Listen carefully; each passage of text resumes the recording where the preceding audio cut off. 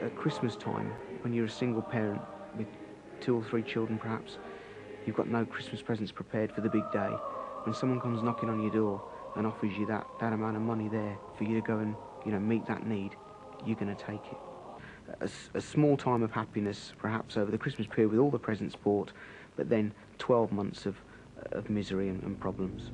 What they're actually doing is they're actually taking out a loan with a large rate of interest to pay off a previous loan that is still running and had a large rate of interest as well, thus multiplying the APR to extortionate levels. And the question has to be asked whether it's morally right to be charging people who are low-income families, some who are unemployed or on state benefits, such high rates of APR, which, in reality, they can't afford to repay. The big attraction is the easy access to the money. I mean, the money is there with the agent. She's able to do an on-the-spot assessment in the home and issue the money there and then. When you're earning on a commission basis, when you're taking a percentage of what you collect, the pressure is on for you to collect. The pressure is on for you to sell. And that's sadly one of the flaws of the system, and a major flaw, I believe. This is Mark Greveson from the Walsall Money Advice Project. He wants the government to put a limit on how much interest home-collected credit companies can charge.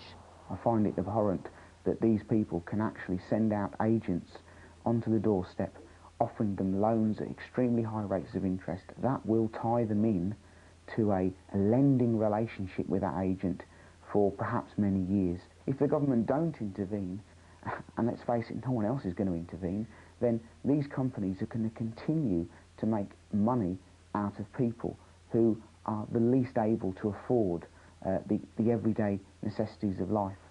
Sarah Chaundler there. Let's get reaction now from Pat Connaughty, one of the authors of Profiting from Poverty, a report on the debt industry for the New Economics Foundation.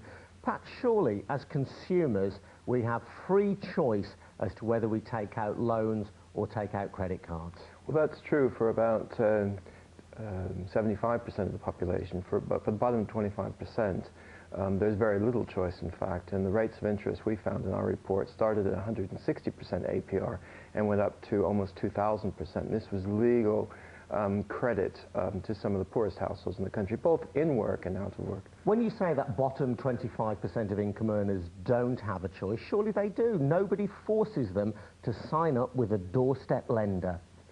No, but they simply don't. They're non-status borrowers. They're rejected by banks and building societies because the loans they require are very, very small and commercially unattractive.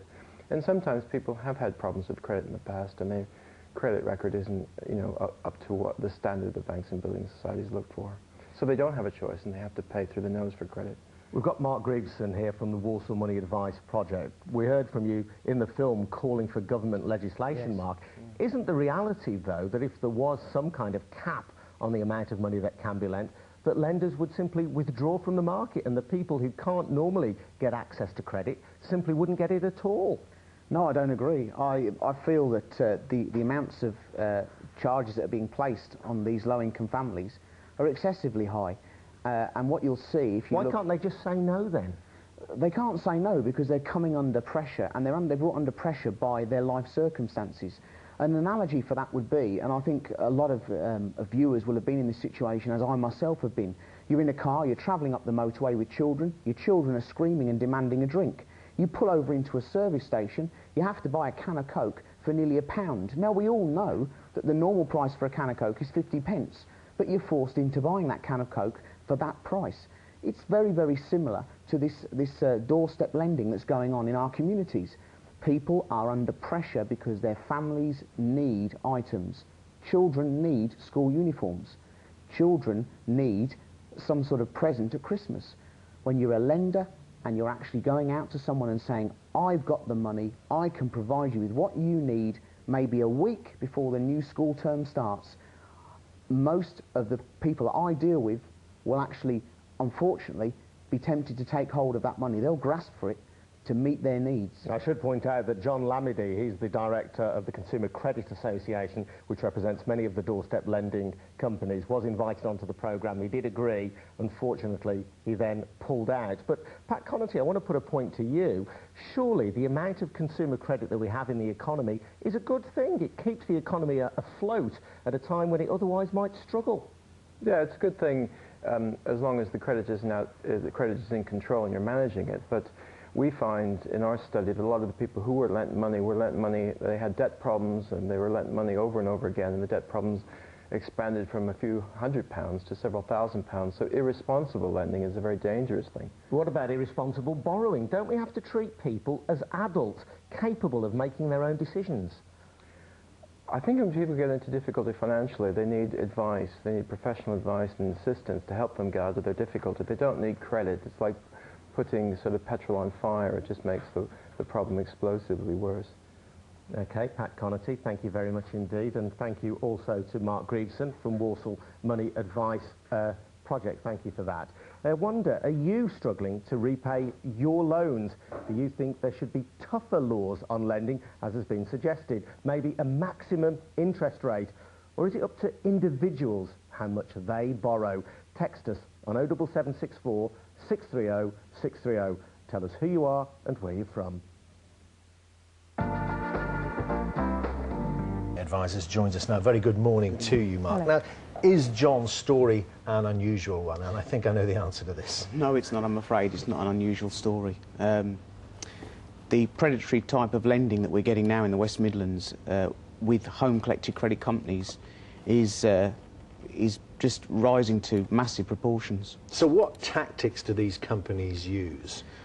Well, what's happening is basically loan providers are prohibited from offering loans on the doorstep. But home-collected credit companies are actually targeting low-income estates, sending out collectors to offer small credit loans using shopping vouchers offered by some of the major stores. So not actual cash, not actual cash. A voucher to go along to a supermarket or an Argos-type store or something like that? Yeah, and these are main brand stores.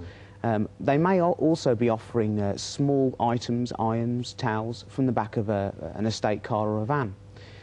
When the customer actually signs a credit agreement to actually make that credit purchase of an item, they're actually also agreeing to allow that company to canvass them for cash loans for up to 6 months after that credit agreement is finished. My goodness. And of course, that credit agreement is collected on a weekly basis. The agent is then developing a personal relationship with the client and is there to offer cash loans when the need arises. And this 60% interest rate we've been talking about, that's not unusual, and points north of that as well. The common APR is 164% APR, which equates really to about 50%. That's a standard rate. It gets a little bit more tricky when the home collected credit company's agent offers you a further loan, perhaps 8 weeks into the original loan. To pay off some of the interest or something like that. That's right. We're running out of time, but quickly, a lot of people, what about a strategy to deal with this? Come along and see people like you, obviously. That's right. There's the National Debt Line, there's Citizens Advice Bureaus, and there's lots of local organisations like ourselves who are there to offer help and come up with a remedy and a strategy to get out of debt. OK, so don't sit on your hands, don't ignore the post. Come and talk to someone. That's the first move. That's right, absolutely. OK, Mark Greveson, thank you very much indeed for talking to us this morning. Thank you. Lots and lots of emails. I just wanted to read this one out, actually, from Clive from Rushton. Please go and talk